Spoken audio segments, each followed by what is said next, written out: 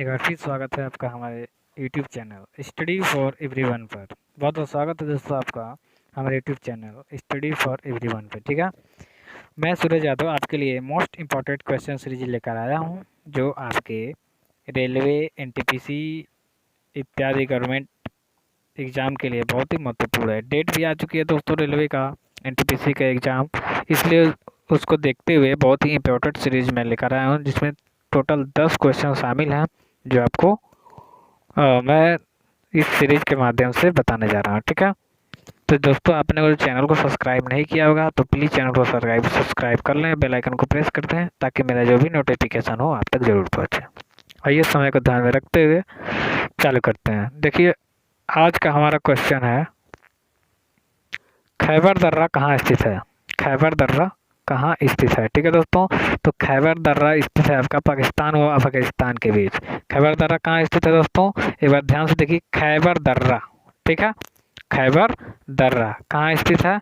तो पाकिस्तान व अफगानिस्तान के बीच। ठीक है, अब अगला हमारा क्वेश्चन है, हमारा अगला क्वेश्चन 2 नंबर पे आ रहा है कि आर्य किस दर्रे से होकर भारत आए थे? देखिए दोस्तों, आर्यों की बात हो रही है, जो हमारे प्राचीन काल की बात है। ठीक है, तो आर्य किस दर्रे से होकर भारत आए थे? ठीक, तो आर्य किस दर्रे से होकर आए थे दोस्तों? पाकिस्तान और अफगानिस्तान के बीच वाला कौन है? खैबर दर्रा। तो किससे आए थे? खैबर दर्रा से। किससे आए थे? खैबर दर्रा। किससे आए थे दोस्तों?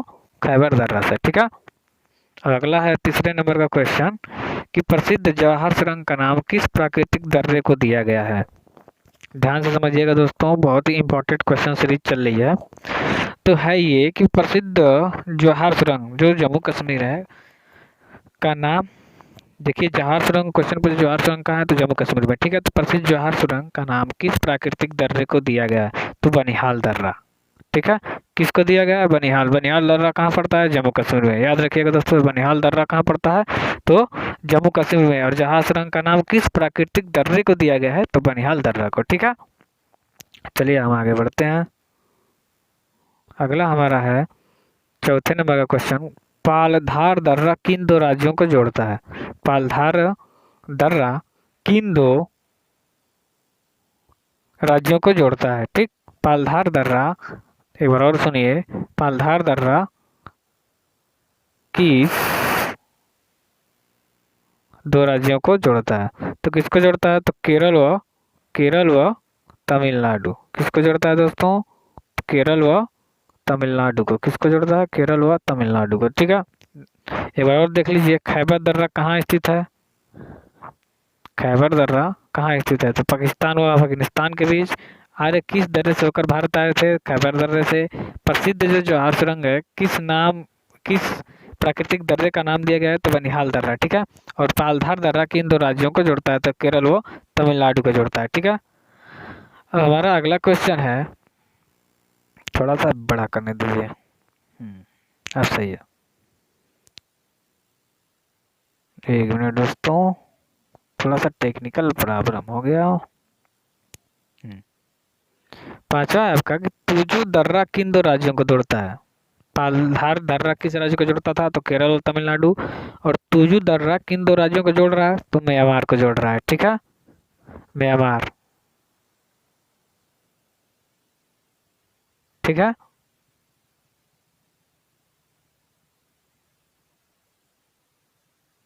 सॉरी दोस्तों, मिसप्रिंट हो गया है। तुजू दर्रा किन 2 राज्यों को जोड़ता है? तो वहाँ हो जाएगा आपका सिक्किम। और नाथुला दर्रा किस देश को जोड़ता है? तो यहाँ हो जाएगा आपका म्यांमार। ठीक है, नाथुला दर्रा भारत को किस देश से जोड़ता है? तो म्यांमार से। ठीक है, थोड़ा सा मिसप्रिंट हो गया, देख लीजिएगा। तुजू दर्रा किन 2 राज्यों को जोड़ता है? तो सिक्किम को। और नाथुला दर्रा भारत के किस देश को जोड़ता है? तो म्यांमार को। ठीक है,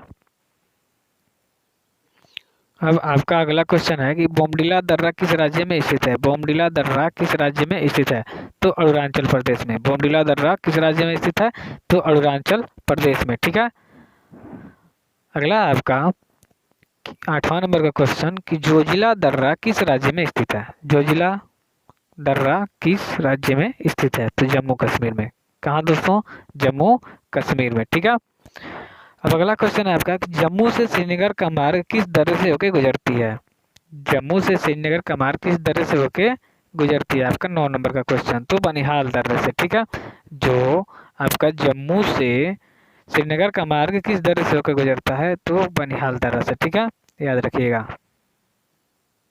अगला है आपका कि कौन सा दर्रा 2006 में चीन और भारत के व्यापार के लिए खोला गया था? कौन सा दर्रा 2006 में चीन और भारत के व्यापार को बढ़ावा देने के लिए खोला गया था? तो यही नाथुला दर्रा। ठीक है, कौन सा? नाथुला दर्रा। अब देखिए थोड़ा सा टिपिकली क्वेश्चन आ रहे हैं बहुविकल्पी में। दे रहा है कि मोहम्मद गौरी ने जयचंद को किस युद्ध में पराजित किया था? आपके सामने ऑप्शन है तराइन का प्रथम युद्ध, तराइन का दूसरा युद्ध, चंदावर का युद्ध, कन्नौज का युद्ध। तो इसमें आपका जो चंदावर का युद्ध है दोस्तों, उसमें क्या किया था? गौरी ने जयचंद को हराया था। तो हमारा ऑप्शन क्या होगा? चंदावर का युद्ध। ठीक है, अगला है हमारा,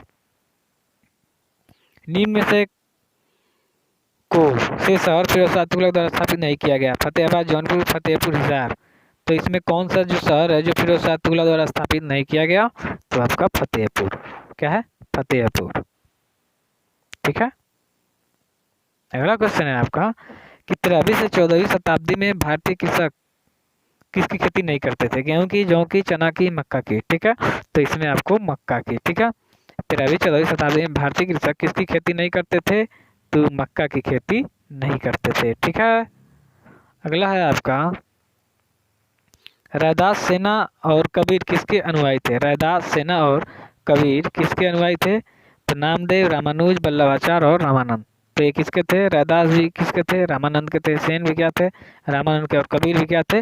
रामानंद के। ठीक है, तो ये आपका हो गया। अगला है आपका कि सॉरी दोस्तों दिक्कत हो जा रही है थोड़ी सी।